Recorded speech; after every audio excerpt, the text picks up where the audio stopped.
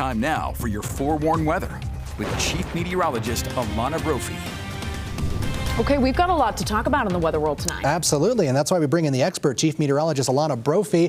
Alana, we saw that lightning show sent in to us, and it's been causing some issues out there. Yeah, definitely so. We've had moisture potential and the heat electing for those storms to pop up along the Wasatch Front. Look at that. Salt Lake International. Thank you to George for sharing it with us. Hope everybody was able to stay safe. We've seen these lightning shots coming from the Wasatch Front. Brandon sharing this one where you can see in Centerville it was coming down, and this was Tooele, where the storm originally initiated. Matt sent this to ABC4, and you can see a tremendous amount of lightning in Tooele County, where they have reported weather-related fires tonight. We've got very dry conditions and not a lot of moisture coming through with those thunderstorms. As we look at the forewarned radar, I want to zoom in on that cell as it kind of pushes towards the backside of the Wasatch. So Morgan all the way up towards Huntsville, clearing now the Pineview area, but we can see a tremendous amount of lightning, and we still have storms over towards Magna and Tooele County, and a few coming over the lake. So we're not totally done.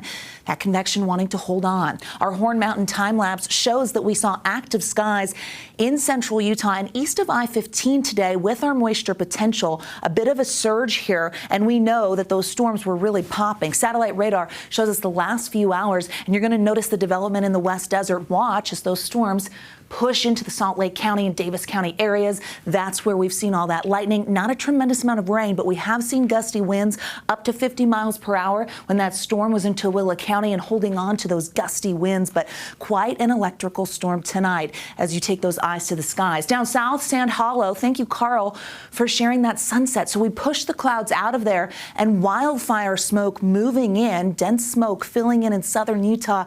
And it's not just going to stop there. I'll show you what I mean. Highs today made it into the low 90s, 91 in Salt Lake, 83 is our average. So we're running warm. Yeah, welcome to summer. But you know what? That's going to change because we've got a storm system on the way that will make us feel a little bit like fall and make our temperatures fall. 80s and 90s on the eastern side of the state. St. George hit 100. Triple digits again when their high is 95. 70s as we roll through the overnight with those mostly cloudy skies. Will bottom out in the 60s. Now, tomorrow's going to be an interesting day because we get a storm system approaching the Pacific Northwest and moving inland. This will impact Utah, but before it does, ahead of the strong cold front coming through, we get a spike in fire danger. Red flag warnings posted for the western side of the state. This is new today for northern Utah, the northwestern corner of the state, as well as down in southern Utah, the swell. Red flag warnings go into effect at 11 a.m. tomorrow. This means a fire start would spread very quickly. We've got dry conditions, and the winds are going to be the big takeaway. The winds are going to be cranking. Southwesterly winds for your Wednesday will not only heighten temperatures, but they will definitely bring that fire danger. Fire weather watch on the eastern side of the state. We're going to watch this evolve into a red flag warning. The cold front comes through and it's kind of slow moving, so we will see winds holding on into Thursday for eastern Utah. All right, air quality tomorrow, moderate. We've got elevated particulate matter and ozone that will contribute to this. I want to show you the hazy conditions. Our Futurecast smoke model shows that area of high pressure that's going to slide away, but this is denser smoke tonight. Watch as we put this into motion. Here are those thicker plumes of smoke coming up from Vegas with our southwesterly flow that we drag into the West Desert, and yes, those make those to Salt Lake. Regional wildfires putting out plenty of smoke in the Pacific Northwest. That's where our storm system's coming from. So this will move into northern Utah as well. So we get some smoke. Not a lot of moisture with this storm system, though. Storm threat tomorrow focuses on northeastern Utah.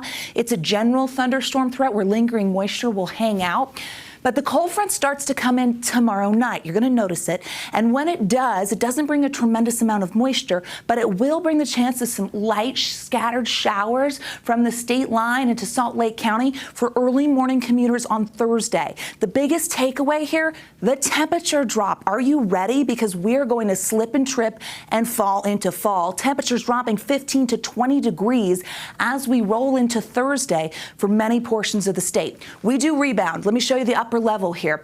We get that cooler air with the cold front coming through. We hold on to cooler air through Friday. By the weekend, mild temperatures build back, but it looks like potential for another storm from the Pacific Northwest will impact us as we head into early next week. That's your long range view, right? Forewarning you so you know what to expect. Southwesterly winds will crank temperatures tomorrow. I went mid-90s. We could go low 90s. It's going to be hot. 80s and 90s on the eastern side of the state, 98 in St. George, so above average in the south. We get some low 90s, which is a breather for southern Utah, and then 80s on the 7-day there, which is going to be a change. As we check out the Wasatch Front, you see those numbers dropping from the 90s to the 70s, getting back to the 80s, up, down, and all around. That's what we're going to do temperature style here, because we know that that cold front means business, and it's going to shake things up, friends. Talking about that dip. I dip, you dip, we dip. Yeah, pretty nasty. That's what they say. What a reference. You got it. That was a really good old school rap reference, Thank you. Jordan. That's what I'm here for. Yes.